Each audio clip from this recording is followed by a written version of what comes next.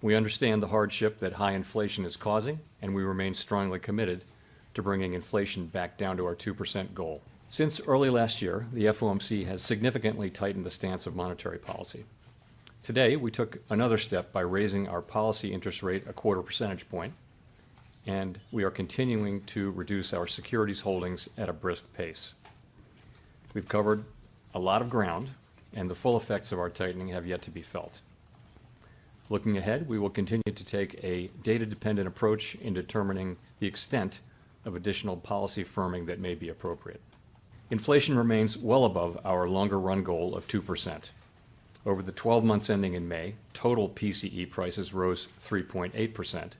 Excluding the volatile food and energy categories, core PCE prices rose 4.6%. In June, the 12-month change in the Consumer Price Index, or CPI, came in at 3.0%, and the change in the core CPI was 4.8%. Inflation has moderated somewhat since the middle of last year. Nonetheless, the process of getting inflation back down to 2% has a long way to go. Despite elevated inflation, longer-term inflation expectations appear to remain well anchored, as reflected in a broad range of surveys of households, businesses, and forecasters, as well as measures from financial markets. The Fed's monetary policy actions are guided by our mandate to promote maximum employment and stable prices for the American people. We're highly attentive to the risks that high inflation poses to both sides of our mandate, and we are strongly committed to returning to inflation to our 2% objective. Domination of the dollar is under threat as more countries in the developing world are looking for alternatives.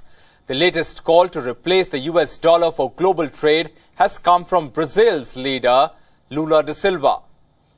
He wants the groups comprising Brazil, Russia, India, China and South Africa, or what is called BRICS, to have a common currency. Lula was speaking at the New Development Bank, a bank created by the BRICS, located in China's Shanghai. He said, and I quote, "Why can't an institution like the BRICS Bank have a currency to finance trade relations between Brazil and China, between Brazil and all the other BRICS countries, who decided that the dollar was the trade currency?" Unquote. Putting his country back on the world stage, Lula da Silva arrived in Shanghai aiming to reverse the isolationist policy of his predecessor Jair Bolsonaro.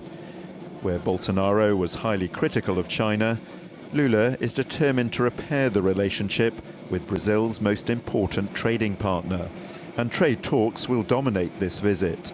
But Lula says he also wants to work with China to mediate an end to the war in Ukraine. But before meeting the Chinese leadership, there was a reunion with former Brazilian President Dilma Rousseff, who's now in charge of the New Development Bank, a bank for the so-called BRICS nations, Brazil, Russia, India, China and South Africa. One of the aims of the BRICS countries is to end the hegemony of the US dollar in global trade. Every night I ask myself why all countries are forced to do their trade backed by dollar. Why can't we do our trade backed by our currency? Why are we not committed to innovating? But going beyond that, Brazil has dumped the dollar to settle trade in yuan with Beijing. Argentina and Brazil have also discussed the creation of a common currency. China, meanwhile, is buying gas from the UAE in yuan. Kenya has shunned the dollars by settling payments in its own currency. India, as you all know, have been settling overseas trade with several countries in the Indian rupee. What may have been as a surprise to Washington is that for the first time in almost 4 decades, Saudi Arabia now, one of the big strategic allies for the US, has started to trade in currencies besides the US dollar. That could mean the end of the petrodollar. And if all of this is not enough, as de-dollarization continues to pick up steam, Iraq has joined China and Brazil to dump the US dollar. The complete ban of use of dollars in Iraq comes within months of the country saying it will do business with China using yuan. Now, let's just step back a bit. Questions around the dominance of the US dollar are nothing new. But this latest row began soon after the Ukraine war, when sanctions were imposed in Russia. The US thought it was punishing Russia. but there was an unintended consequence, as there so often is. Other countries began to worry afresh about the dominance of the dollar. Countries fretted. What would happen if they fell out with Washington? What if they had sanctions imposed on them? And obviously, China was standing by. China took advantage of the situation to push the case of the yuan. Now, events in recent months have obviously added to the pressure on the dollar, especially the rise in inflation and the rise in interest rates and the consequent pressure on many banks. Now, obviously, all of that began with the bust of the Silicon Valley Bank, but after that, many other American financial institutions have also come under strain, also come under crisis. And all of these banks had a single story to tell for their failure, which was directly linked to the interest on the US Treasury bonds. But those Treasury bonds and the interest in that are also linked to what the US has been doing for a long time, the printing of currency notes, those debts that are piling up. But now, as the US tries to reverse that, the US Federal Reserve's aggressive interest rate hikes have hit the global financial systems. So what exactly has happened here? If you ask me, the real culprit in the debasement of the dollar are the long-term printing of currency by the United States, those debts that are piling up, the foreign exchange debt, all the issues that the US has been having for a long period of time, years if not decades of excess. All of those are chickens that are now coming home to roost. And paradoxically, as the Fed Reserve now says, okay, we're going to try and deal with this, we're going to increase interest rates to try and deal with the present situation, that has its own impact. Global financial markets have been hit globally across the planet as dollars start to flow back into the United States. All of that continues to create stress.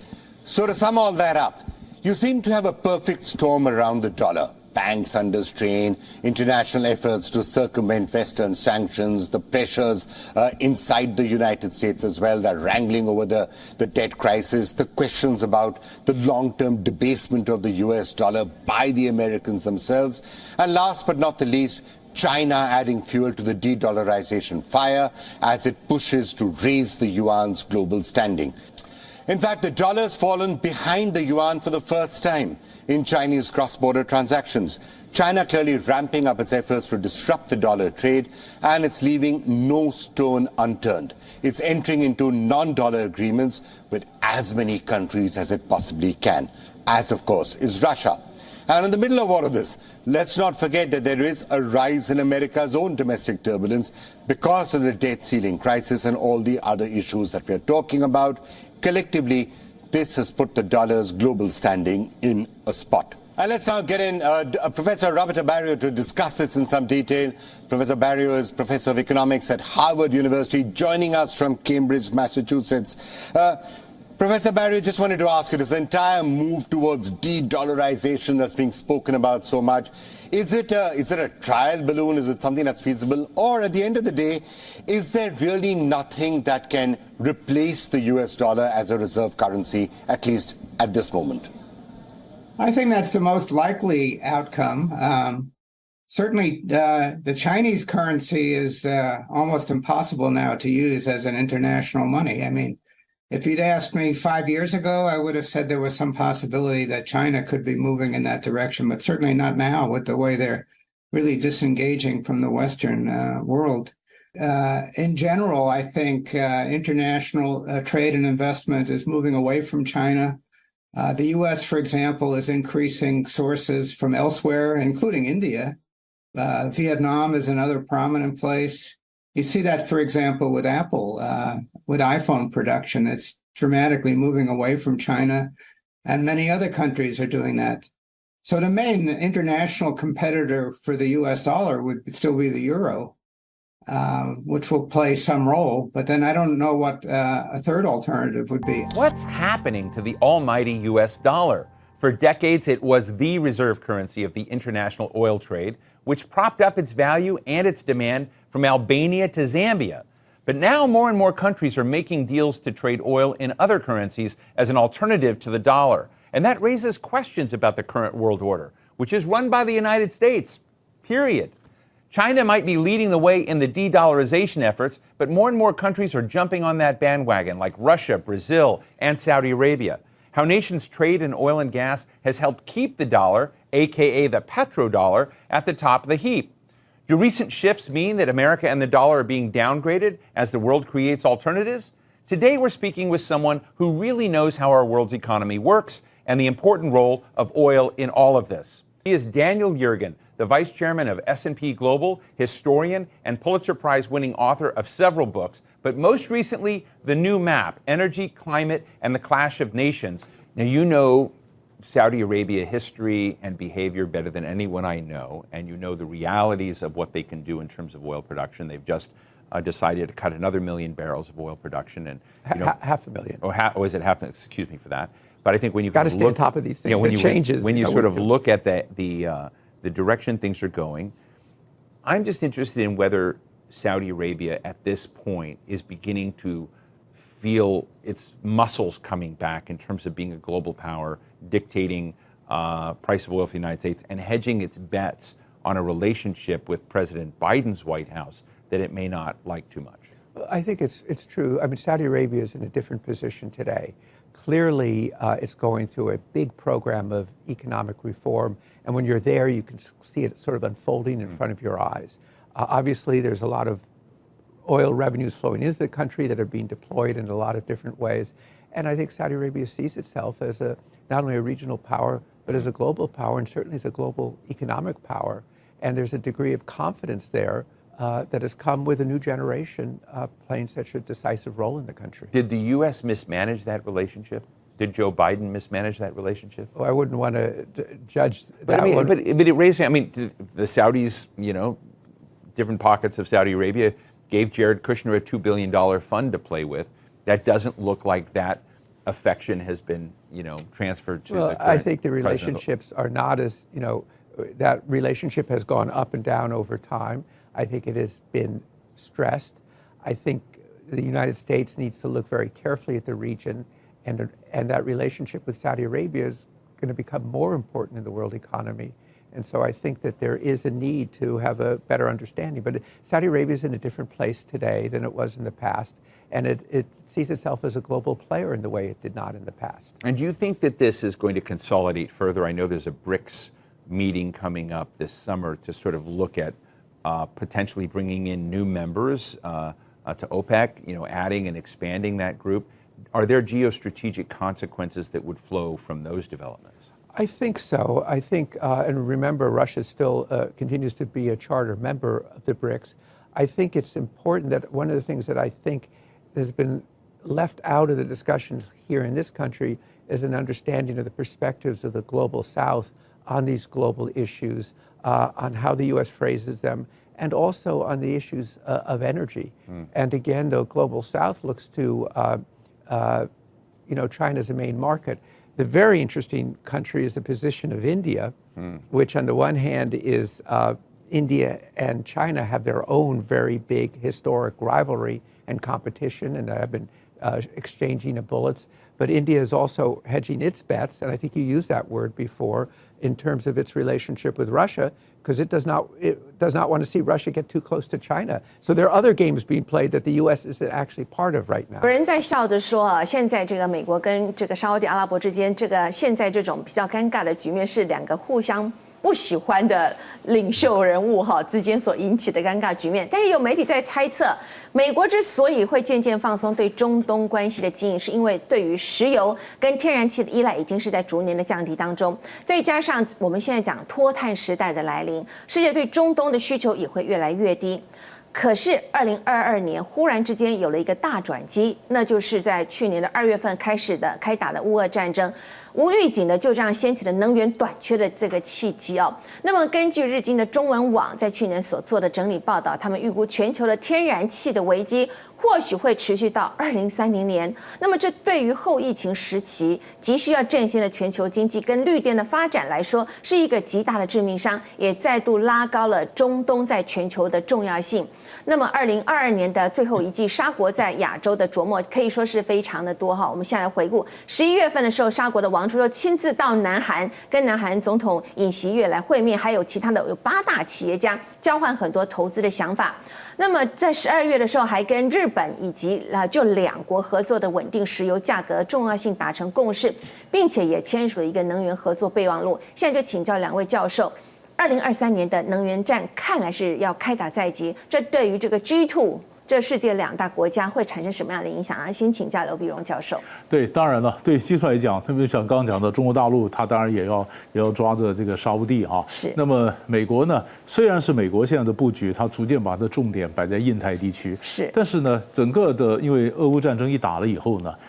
你说这个世界能源地图重画，世界能重画了之后，你还是必须要从希望沙烏地在能源上面能够帮助美国。其实这也是美国跟沙烏地最大的这个冲突。是。拜登去年到沙烏地的时候，告诉沙烏地说你需要了增产，那沙烏地说你只考虑到美国的经济，你没考虑到世界经济的走向，或者沙烏地的经济啊。是。所以后来拜登拜托他增产，结果沙烏地并没有答应美国的要求嘛。还给他减产。但是这里面其实后面还有一个很大的一个问题哈，除了地缘政治以外，你晓得这个沙烏地的这个王储 MBS 啊，叫穆罕默德·宾·萨勒曼，他为什么还是王储？因为他爸爸当然还在，对不对？可他爸爸还在，可是问题是他还有竞争对手啊。他还有潜在的对手，一个是他王叔，就是他爸爸的弟弟，还有一个就是爸爸哥哥的儿子叫纳耶夫。这2个人都还，所以好几次沙烏地搞了沙漠政变啊，就是有另外一批人隐隐的就看，就 MBS， 如果你的这个愿景2030或你经济发展你又失败，或者你的也门战争你失败，我趁机或者哈绍吉案把你拉下来，我们趁机可以出来。是，所以这里面呢，所以为什么哈绍吉也有宫廷战？所以为什么为 MBS 他一定要成功？因为他的沙漠的这个宫廷的政变是还有这些潜在危机在这里，你知道吗？所以大家看，如果这一危机一发生的话，那么于是中东秩序就整个崩解了。是，于是你和美国扶了半天，沙烏地崩了，那谁来在中东作为一个主要的一个支柱呢？是啊，所以这个除了是沙烏地跟G2在打之外呢，其实还有它内政的问题。所以政治跟经济其实是连结、错综复杂在一起。有人认为说，亚洲货币要顶住强势美元的冲击，要靠人民币。您觉得人民币会在这一场货币战争里头得到什么样的成绩呢，教授？我想这个过去这一段时间啊，大概将近8、9年啊，这个人民币的状况，它快速的国际化往这方面走啊。是。2016年人民币加入到这个国际货币基金的特别提款权是里面去了啊，它就正式的进入到国际市场了。然后嘛，最近这个人民币国际化跟数位人民币推出了，那国际上对这个人民币的关注就越来越高，而且现在我们看到的他们提出来的这个所谓跨境支付的这个系统CIPS 啊，那到现在为止有1353个这个金融机构参与在里面啊，那涵盖了有103个国家，也就是说，他们的范围已经慢慢的在扩张了。那当然103个国家，整个它的这个要威胁到美元可能还早了啊。不过俄乌战争之后，俄国受到美国的制裁了，所以俄国的官方跟民间的存款都被冻结了嘛，美元存款都被冻结了。是金融机构也在SWIFT被赶出来了，所以俄国人就用自己建立的清算系统叫做 SPFS 啊来取代，可它规模太小了，那参与的金融机构也有限，所以说它就必须跨境到了中国，利用中国的系统，利用 SIP， 所以 SIP 的这个地位啊，相对的来讲就变得更大，好像是更重要了啊。那事实上，我们看到就是说，在金融海啸之后到现在啊，这个全世界去美元化的国家越来越多啊。在很早以前啊，就有所谓的 South-South Trade 南贸易，就是地球南面的国家，他们这些小国家，他们在贸易的时候没有美元嘛，所以他们就互相之间贸易用互相之间的货币清算什么，就脱离了美元。那2009年这个金砖5国成立了什么金砖银行，那金砖银行里面就用各个国家的货币，不是用美元，啊，存款也是，然后互相之间用这个。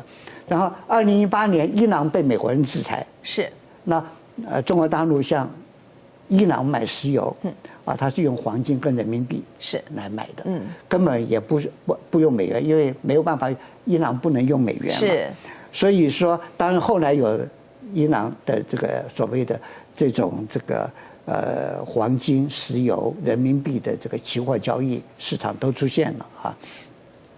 那欧盟公元2000年成立的时候，他就开用欧元，那欧洲地区就也不是用美元了。那再加上我们看到俄乌战争的时候，俄国卖石油给中国大陆，转卖嘛，因为欧洲都不要了嘛。是。那它的交易是一半用人民币，一半用卢布。就是不管汇率怎么变，没有人会亏损，一半一半，你涨我就跌，啊，你跌我涨，加起来一半一半的话，加起来刚好，啊，所以价值不会受到影响。所以到现在为止啊，这个美元的强势美元带来的后果是什么呢？就是俄国、中国、印度，几个国家大国为主啊，然后阿拉伯集团里面还有第三世界的国家，还有中亚、非洲的国家，这些地区慢慢就形成一个美元以外的集团出现了，走向一个去美元的化的环境。所以我们来看人民币会不会最后取代美元，很难说啊。可是呢，美元的国际地位啊，似乎会随着时间而慢慢的降低，甚至消失。所以我们在看整个这个外在的变化的话，在中国大陆的人民币是慢慢起来了，它有一定的地位了。可是整个世界如果美元不存在的话，我们这个全世界的国际金融市场会变成什么样？我想这个值得大家去深思。